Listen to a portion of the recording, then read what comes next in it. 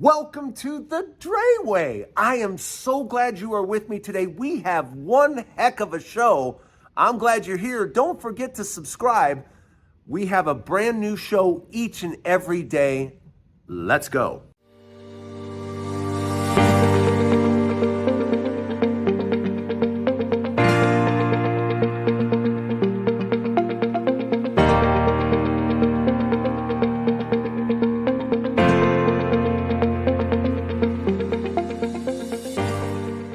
Of if, but when.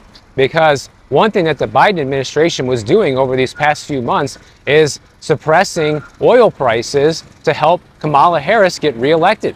And that didn't work. But those suppressions are going to run out soon. And when they do, oil prices and the cost of energy is going to go back up, which is going to cause inflation on all these other items to go back up as well. So just get ready for that, because going into 2025. Wow. Yeah, that's Michael, by the way. Michael has his own show on YouTube, and he does reasonably well. He really does.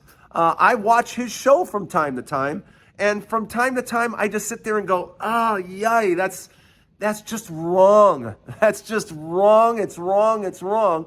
And it's usually wrong because you can tell Michael is a MAGA. Michael is a Trump supporter. So he believes in some of the nonsense that the MAGAs put out. But Michael's saying that, the Biden administration kept oil prices suppressed. That's pure made up nonsense. There's no truth to that whatsoever. That whole segment, everything he said there, yeah, that's not a thing. That's not real. That's all called misinformation. And I have to call him out on it because I'm sure Michael would rather give accurate information to his people, but that is not accurate whatsoever. To sit there and suggest that the Biden administration somehow manipulates worldwide oil prices and that gas prices went down because of the election is just complete and utter nonsense. Not one word did he speak right there was accurate. It was all inaccurate. Because first of all, as this time of year, every year, gas prices go down every year at this time. It has nothing to do with the election whatsoever. Absolutely nothing. And as far as warning us that 2025, inflation's going to come right back and energy prices are going to go right back up because the whole election thing is over with. Yeah, that's not true. That's not true. If anything, we're going to see more inflation in 2025 because what Trump has said he will do. And this is one thing Michael won't tell you because he's a Trump supporter. But one thing that will happen if Trump does what he says he's going to do, and we have to assume he's going to do what he says he's going to do. If he does what he says, that's inflationary big time.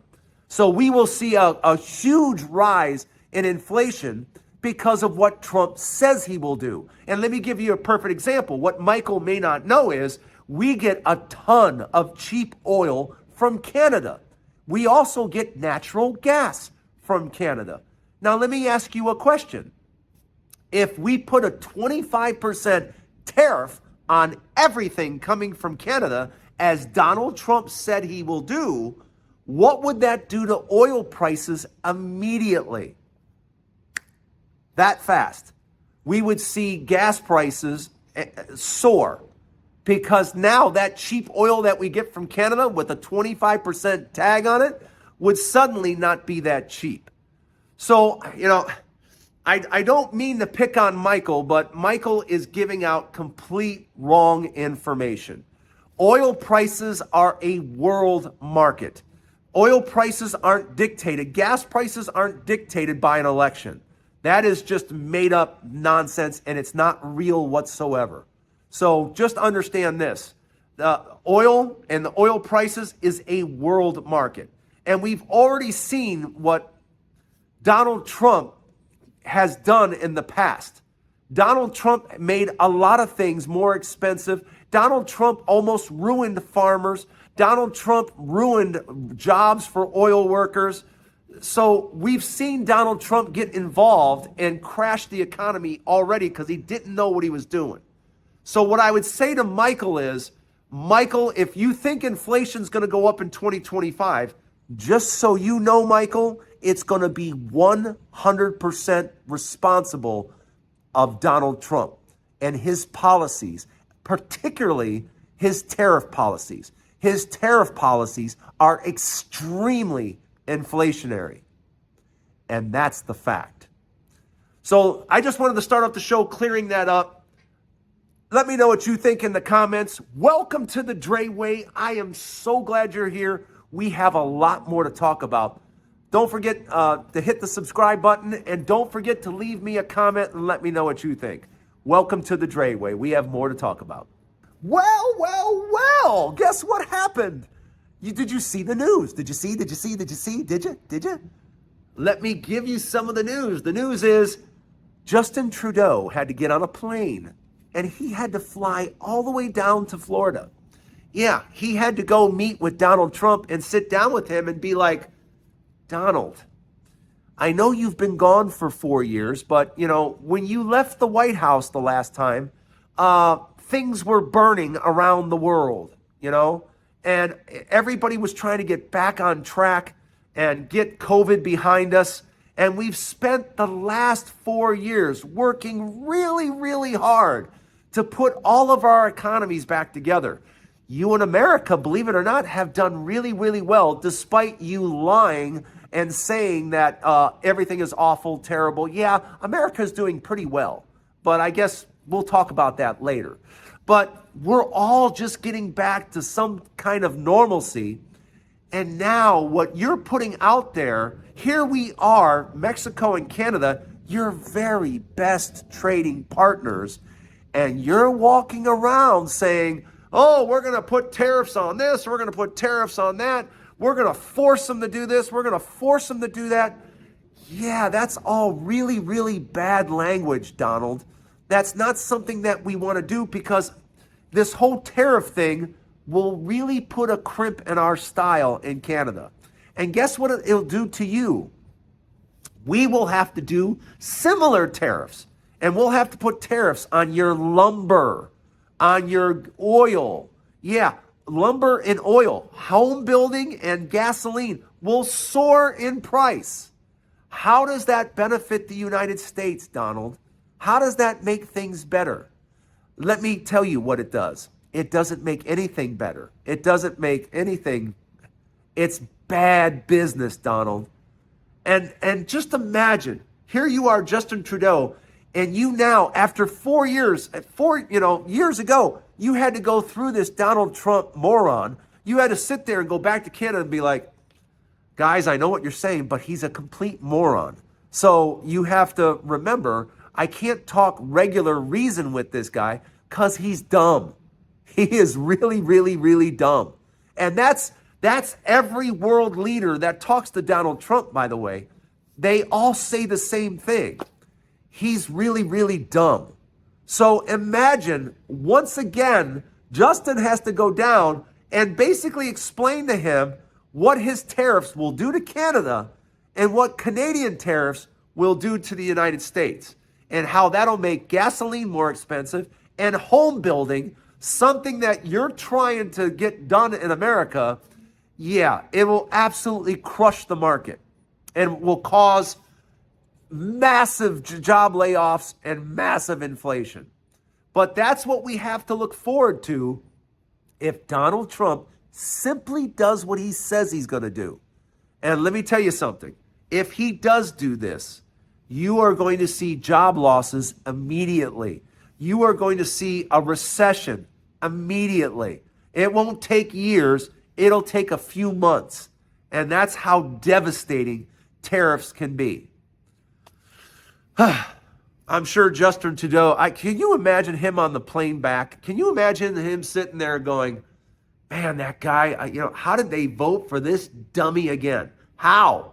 How does someone this dumb get into the White House twice? Well, I guess, I don't know if he ever met George Bush, but this isn't the first time we put someone really stupid in the White House. The last time was George Bush. And we all know what happened with George Bush, don't we? Yeah. Again, let me know what you think. Let me know what you think in the comments. I can't wait to see what you guys have to say. But thanks for being here at the Drayway. We got more to come. Stay right there. One of the things that I've decided to do, and I wanted to share it with you guys, we sit there and every 2 years or every 4 years or whatever, we think we're doing our civic duty by taking our vote and placing our vote for people that are like-minded, that are pushing policies that we like, that are doing things that we like. And I got to thinking about it, especially after I saw this woman on TikTok promoting Black-owned coffee shops and how it made perfect sense when she was describing it to me. And also Walmart, the whole boycotting Walmart because of their DEI decision. And that makes perfect sense to me. And I will never, there's several places I will never now walk into. I want nothing to do with Tesla. I want nothing to do with Walmart. I will never eat a Chick-fil-A sandwich for anything. I wouldn't eat that garbage. And the last but not least, Starbucks. And it got me thinking, every single day we make a choice with our money. We make, and now when you stop and think about it, in some cases we make either a red choice or a blue choice. Because there are some companies that are more blue and there are some companies that are a lot more red. Like, for example, Chick-fil-A. All right? And I don't want my money going to them anymore. I want my money going to blue companies from now on. So I'm getting the list. This woman has it available. I haven't gotten the list yet, but I'm going to get the list of Black-owned coffee shops. And I won't be going to Starbucks anymore. So no Starbucks, no Chick-fil-A, Walmart can kiss my you-know-what. I'm going to start voting, if you will, each and every day with my money, with my purchases. And as much as I can, as much as I humanly possibly can, I want my dollars going blue. And that's just the way it's going to work better for me. I would much rather my money go towards companies that are like-minded like me, and I want to support those companies and those businesses. What I don't want to support are red companies and red businesses. I don't want to support them. I don't, if they follow that ideology, yeah, I don't want to support them with my money. So I'm just letting you know what I'm doing, what my thought process is. As a matter of fact, I just, I'll get the website. The guy's name is like J.R. Jennings or something like that. But the guy was in prison in 2016. He got out and he got into trucking, and now he started his own shoe wear business, boots. And I just ordered a pair of his boots. So I'm just in the mindset now of I want to support Black-owned businesses, and I want to support blue supporting businesses. And I think that's the right thing to do for me. But I'm really interested what you think about it. Have you thought about, each and every day your money and the way you vote with your money? Have you thought about going blue with your money? Let me know. I can't wait to see what you guys have to say in the comments. But yeah, that's my thought process. As much as possible, and in the future, I'm going to be voting with my money each and every day, and I'm going to be voting blue. Let me know what you think in the comments. Thanks for joining me on the Drayway. I hope you had a good time today. Don't forget, the Drayway drops a new show each and every day. I will see you guys tomorrow. Until then, have a wonderful Saturday. We'll see you later. Have a good day, everybody.